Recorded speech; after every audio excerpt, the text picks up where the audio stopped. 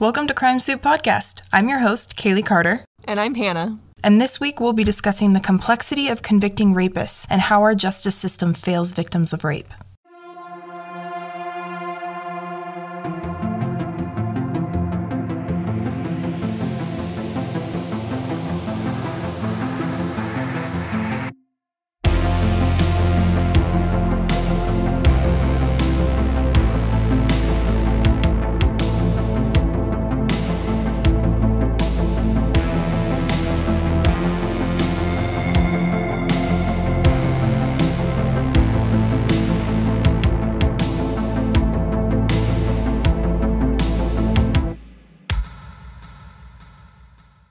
Most of what we know about the crimes perpetuated against Pauline come from Dr. Ann Burgess, the woman we famously know from her years at Quantico, who pioneered the concept of criminal profiling.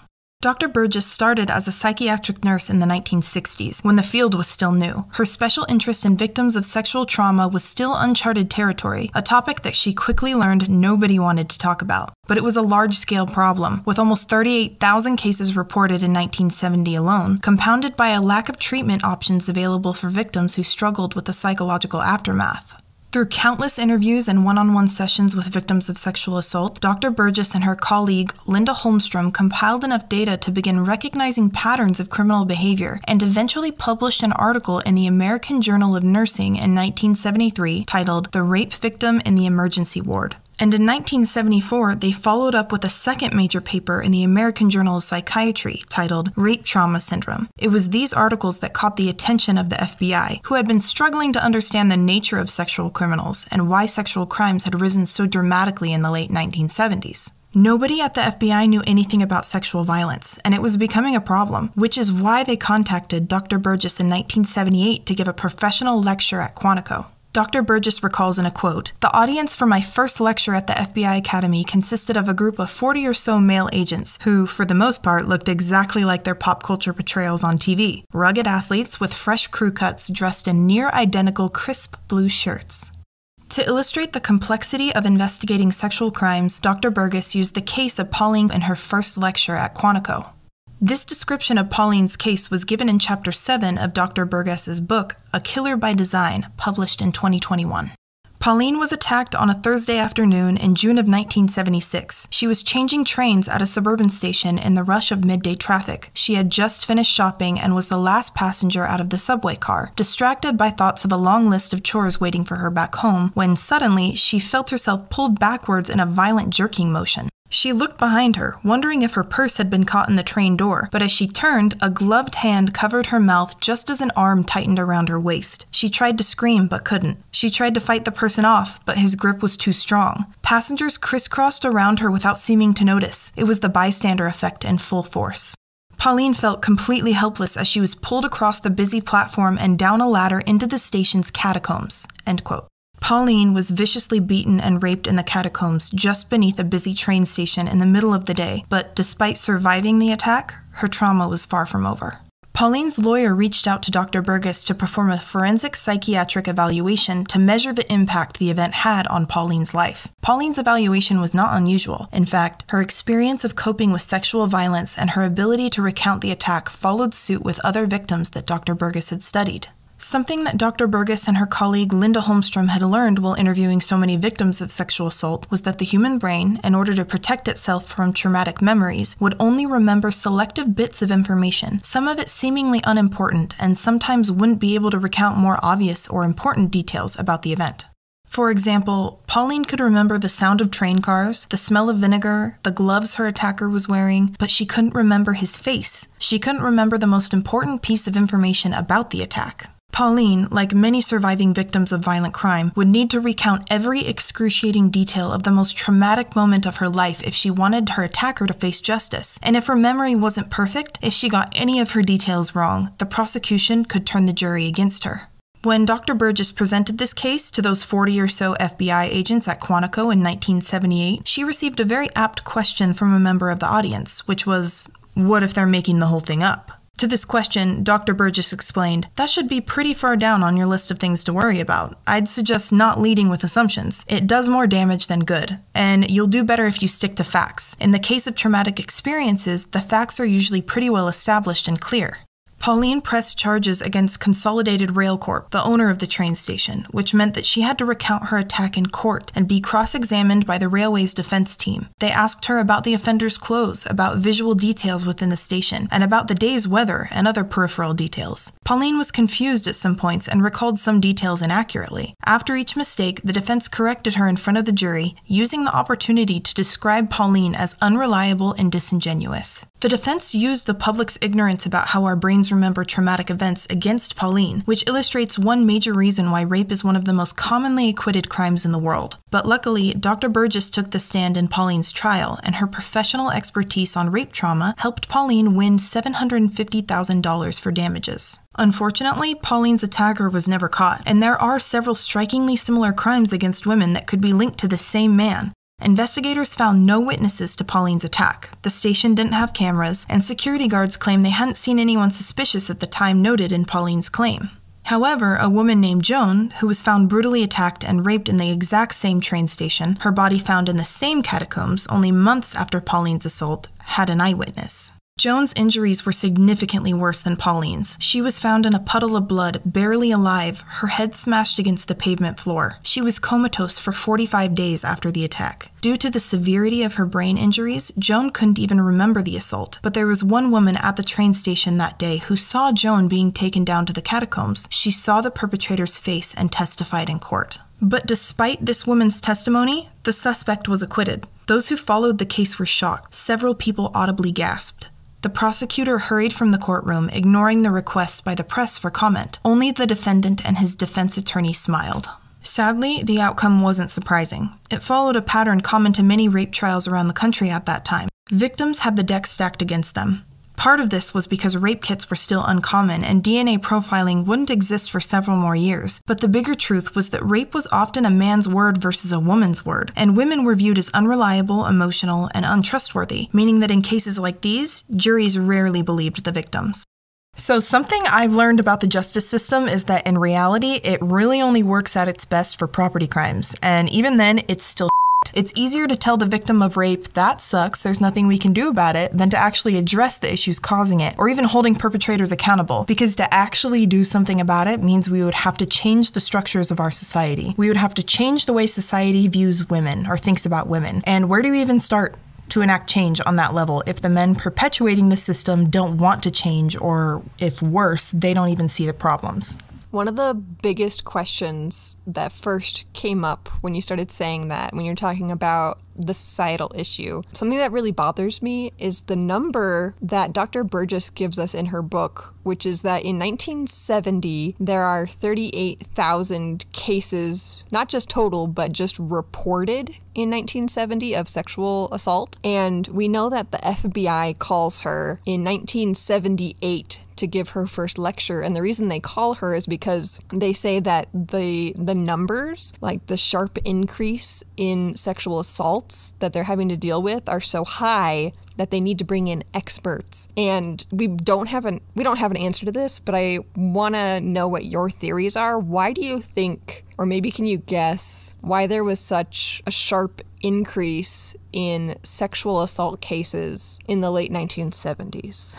Okay, this is super interesting. And there's a lot of different avenues we could go down to explore. But one of my theories is that sexual assault wasn't really a thing that was reported before the 70s, really, because women were considered property for most of the time before that. And I don't think they really thought of sexual assault as a thing that happened to them or something they could really do anything about. It was more of like a character flaw in women. Like if you were out late at night and you got raped, it was because you were out late at night. If you were a woman who worked and you got raped at work, it was because you were a working woman and that was a moral flaw on your part and you deserved it. in some way. And so when the sexual liberation started happening in the late 60s and the early 70s in the United States, that's when women started getting an education about sexual coercion and sexual assault and having basically control over their own body to some extent. And once you get an education about you own your body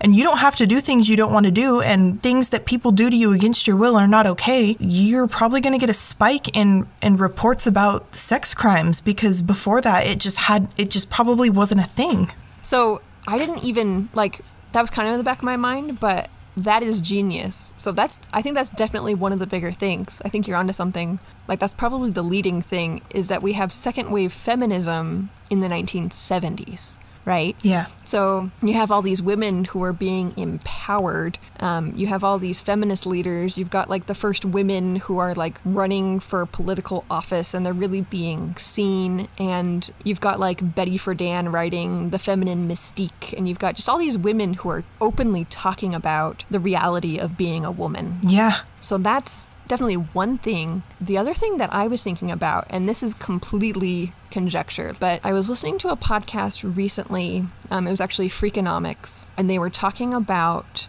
why in the 1990s the United States had such low crime rates. Like, there was a huge dip in crime rates. Mm-hmm. And the researcher, he explored all of these different avenues, and he like dove into all these different things, and he discovered that the number one cause for this dip in crime rates was that abortion had been legalized about 20 years prior to that, in the 70s. And so when you see trends in society, the people who commit crimes are usually between like 18 and 25, roughly, right? They're usually young. Usually the demographic is like young men, 18 to 25, mm-hmm. right? So if you look at what was happening 20 years prior to that trend, so here you're having these sexual assaults. And if you're going to assume that in 1978, when Quantico is calling up Ann Burgess and they've got all of these sexual assaults, assuming that the assailants are also roughly 18 to 25 mm-hmm. that are committing these crimes, what was happening 20 years before that when they were being born? Like, who was raising them and what were the conditions of their birth?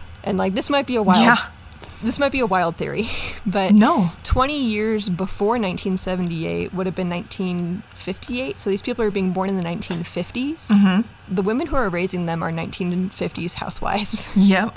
And something that like Betty Friedan talked about in her book in the 1970s in The Feminine Mystique is she pulls the cover off of what it's actually like being a 1950s housewife and how unhappy they are and how they think that they've been sold this American dream. But taking care of kids and taking care of a house is actually a lot of work, and it's also not terribly fulfilling for most people, mm-hmm. male or female. And a lot of these women at the time were getting prescribed experimental drugs. Yeah. I think some of the drugs were just straight up meth, yep. right? Yep. And I was talking to my husband about this, and I was like, what if one of the reasons, maybe not the leading reason, but maybe one of the reasons that you have all of these criminals in the late 70s who have no respect for women and are assaulting women are because they were raised by women who didn't stick up for themselves, who were miserable, who were being prescribed all these drugs, and how many of them maybe were taking those drugs while they were pregnant? Yep. Mm-hmm. No, absolutely. I think it was a lot of things, and I think that's absolutely one of the main things. And also, have you seen some of the parenting books that came out in the 1950s? Like, that's when we were first introduced to, like, crying it out method and treating your little boys differently than little girls. Like, little boys do not deserve any type of physical affection, and they should not be doted on, and they should be treated like grown men from the time that they're infants. And also, like, right along the vein of mothers being prescribed literal methamphetamines while they were pregnant, probably, and then after, but like lead-based paint and all of the other toxic, poisonous things that were just being consumed like normal absolutely had an effect on brain functions. Like, I totally believe that theory. I think you're right on the money. So we've got like a combination of things, right? So we've got like feminism in the 1970s that's kind of like, hey, we should talk about this. And then you've got all these men who they were raised by unhappy women, Yep. right? Mm-hmm. Who maybe weren't given the best parenting advice and weren't prescribed like the best medications. Yeah. Or were over-medicated or whatever. Are there any other theories? Like, why would we suddenly see a giant spike in the late 1970s? Is there anything else? So I think a lot of things played into this, and I don't think it's just one thing. I think it's a lot of things. But I guess my theory is that life was just a lot more traumatic in different ways in the 50s, and for a lot of different reasons. Like think about the wars that they just lived through, and the Great Depression, and we haven't even touched on like the intersectionality of like race issues and stuff like that, and how traumatic that is, living through something like that. But trauma affects the brain in lots of different ways, and it can rewire your brain. And I think trauma is the reason people react violently a lot of times. So do you think that, so you're referring specifically to the men who are perpetrating the violent crime? Like you think that they've absorbed maybe like generational trauma? Is that what you're referring to? Or are you talking about their mothers? I mean, everybody went through trauma, and everybody had trauma affected the brain. But yes, I guess perpetrators are created, or can be created, not all the time, but I think they can be created through traumatic experiences. I think it's interesting. You specifically mentioned that one of the parenting styles at the time in the 50s and 60s was like especially towards boys, like not showing affection.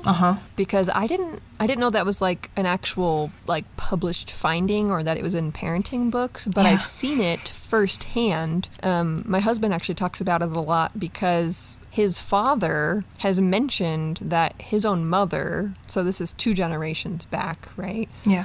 That my husband's grandmother essentially didn't hug her son or show him like physical affection. And to this day, and he's in his like late 50s, early 60s now, he still thinks about it, and he still doesn't like it, and he talks about it. Yeah. Just like that simple absence of like motherly affection and hugs and kisses, like it affects a person. Yeah. And it affects, I think, attachment.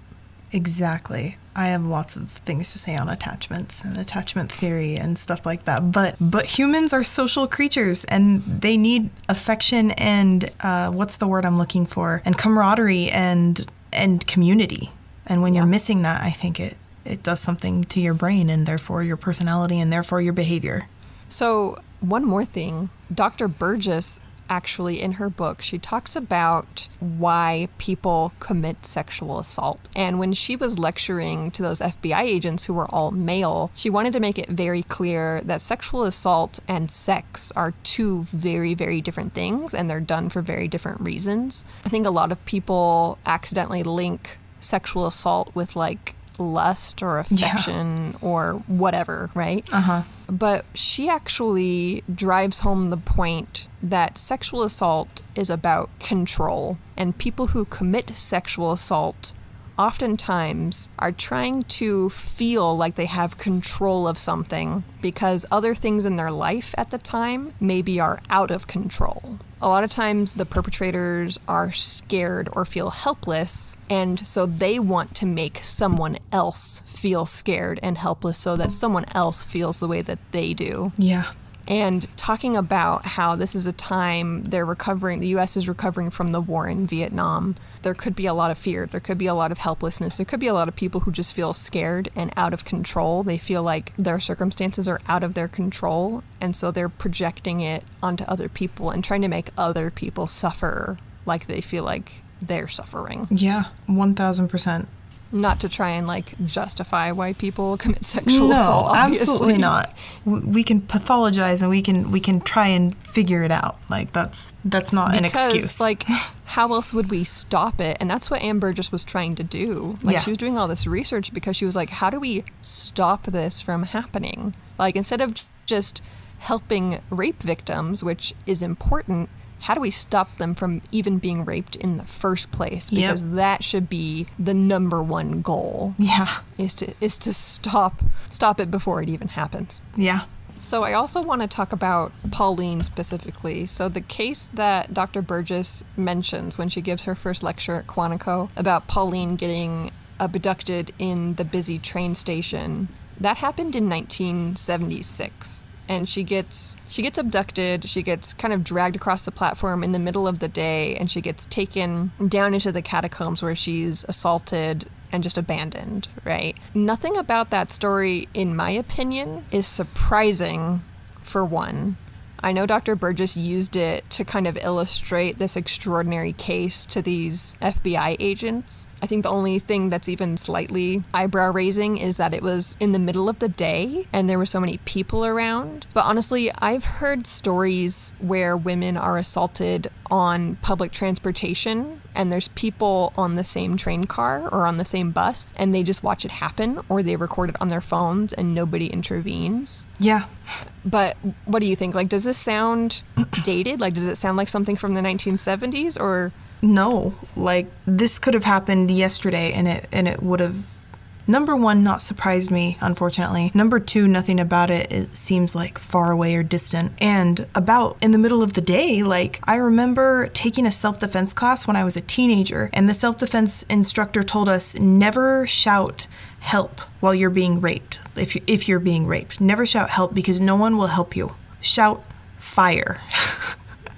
Shout something that affects more than just you, because that's the only way people will help. And people get assaulted in the middle of the day all the time. It doesn't change anything. Shout fire is what she told us to do. I've heard that too. And that actually also makes me wonder, is there anything that Pauline could have done better to protect herself, to have survived? Like, did she fail in any way to like make herself a victim in this circumstance? No. I mean, yes, she could have been a superhuman with eyes in the back of her head and had magical superpowers that gave her super strength to fight off her attacker. Like, she didn't do anything wrong. She didn't do anything to put herself in a harmful position, and she didn't do anything wrong. Yeah, and it's infuriating. Yeah.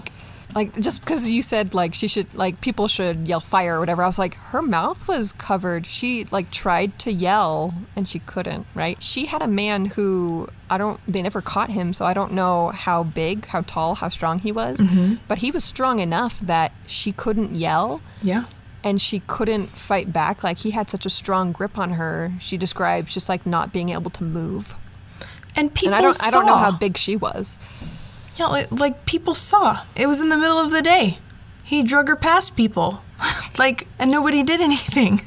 That's wild to me. I know it happens, but here's my question is, I've always heard that rape is hard to convict because it's quote-unquote usually committed in isolated places. Mm-hmm. So it's usually in, like, the privacy of homes, bedrooms, back alleys. Like, people try and find a secluded place, which this guy did too, but he actually abducted her in plain sight. Yeah. In front of, I don't even know how many people, right? But a train station. It was in Philadelphia. This is a big city. It's probably bustling. And in the middle of the day. So what does that tell you about this guy?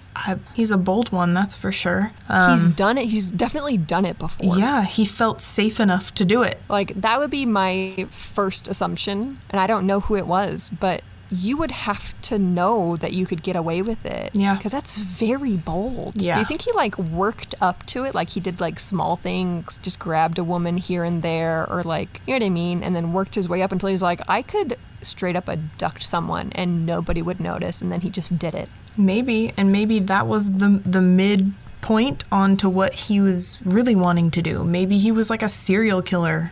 Who knows what this creep did before he got to that point, but it's just really devastating that he wasn't caught. Here's the other thing, is there were security guards there that day. They didn't see anything, and the station didn't have any security cameras. And, like, that's not a 1970s thing. I'm sure there's a lot of public places that, yeah, they've got a security guard. No, we don't have security cameras. And you could be easily abducted in the middle of the day, and there would be no eyewitnesses or any kind of video surveillance. Well, even if there was video surveillance, if the person who abducted you had their face and any defining features covered, I mean, they would use that to their advantage too. That wouldn't necessarily convict someone just because you saw them do it. So it's infuriating. So I really want to talk about I want to talk about specifically why it's so hard to convict rapists. Okay. Because Ann Burgess does a pretty good job using this case as an example, teaching this to the FBI agents at Quantico, talking specifically about the human brain. Mm-hmm. The human brain plays a big part in why rape convictions don't happen. I don't know, have you had any kind of like first or secondhand experience with people who, I don't know, I remember learning in a psychology class in college about how the human brain like will blot out traumatic events. Yeah. Has this ever happened in like any famous cases that women have brought forward or victims of rape have brought forward, or like do you know anyone that that's happened to? Yeah, so I used to work in a special victims unit, and I used to help interview sexual assault victims, and then I would go to court and like watch the process basically pan out. And I cannot tell you how many times the defense was able to twist something that happened to the victim, or the victim's testimony would change because they would give their testimony right after it happened and then again 3 days afterwards, because that's just the way your brain works, and that's scientifically backed, that if you take the testimony of a rape victim or something that traumatic happens to you, right? Take a testimony right after it happens versus a couple days after, or even a couple weeks after, you're going to remember more details. More things are going to come to you, or your testimony will change a little bit as time goes on. And the defense would absolutely use that to tear apart the victim on the stand and when they cross-examined them. And it was not fair at all. So, I mean, that's a huge flaw, obviously. Yeah. So we have this glaring issue where you have people who they're doing the best they can, and they're doing the best that their brain can do, and they're remembering details days, weeks, months later, right, as it becomes clear, and they've kind of processed their trauma. Yeah. Which obviously processing trauma sometimes takes days, weeks, months, years, decades. Yeah. How do we deal with that? How do we prove a rape conviction when all you have sometimes is no physical evidence, but you have an eyewitness, which we know is not a reliable witness all the time, and you have a victim who is only remembering bits and pieces? How do you convict a rapist without interrogating and just re-traumatizing the victim as they have to share and reshare these details over and over again and just keep tearing that wound back open? Okay, so I don't think there's I don't think there's a definitive answer to that question. I don't think there's something that I can say like, this is what will stop it, right? And I have the solution to all the things. No, I don't think anyone would be able to give us that. But I have a lot of opinions about this, and this is kind of long-winded, but bear with me. So first and foremost, we stopped letting untrained police officers work on sex crimes cases, like point blank. And I might lose some of you here, but follow along with me. So speaking from experience, when I worked in a special victims unit, and this is one of the things that absolutely radicalized me into what I am today. What you are today. And I am radical. The people who worked on sex crimes were there on a volunteer basis because no one wanted to work in the SVU. So they took detective volunteers with no special or specific training required, and it wasn't needed to apply for the position if you were already a detective. Or there weren't volunteers, and often there weren't. And if that were the case, the detectives were put on a rotation. So like every 3 years, it depends on the department, honestly, a new detective was assigned to the special victims unit. So often those detectives didn't even want to be there, didn't have a passion for helping victims or solving sex crimes. And let's be honest, they were absolutely not suited for that work at all. And like detectives were sent to trainings after they were assigned, but 9 times out of 10, those trainings were taught by other detectives in other police departments who were also working in the special victims unit and had been assigned the same way. So they were sharing their experiences and their perspectives, not necessarily facts or science or actually how to help victims. It was a lot of training on processes, and I went to a lot of these trainings. It was absolutely training on processes, on how to deal with cases, not necessarily how to deal with people. Yes, anything anything productive, actually. So this is why often police departments have victims advocates who work parallel to the detectives to try and help the victims through the court process, and so the detectives don't have to. And this is kind of parallel, but I wanted to touch on this because I think it's important. The police department hardly ever, I think it's unheard of, pays for the victims advocate positions. It's a grant position. So to start a victims advocate program in your city, you have to have somebody who knows how to write grant letters. They have to write letters to the state and federal governments asking for grants to sponsor their positions. And sometimes they don't get funding because they didn't write the grant well enough. They didn't write asking for the grant well enough. So then there's no victims advocates in your area. But the victims advocates are amazing, considering I don't really like the way that the system works. But the victim advocates are amazing, and they do really awesome work. They're fully invested in the cases and the people affected, and they're the ones that help you get protection orders, the ones that provide resources for when you leave abusive situations and advice on how to press charges. Like, they do a lot of really awesome work to see you through on the other side after the hard thing happens. But long story short, I think ultimately to help victims of rape specifically without re-traumatizing them means changing the system altogether. I think that only a specifically trained social worker should be allowed to help rape victims. People with like an actual education about psychology, biology, mental health, and the legal system should be allowed to handle these cases, because our justice system is extremely careless with victims of rape. They're treating victim advocates like a luxury.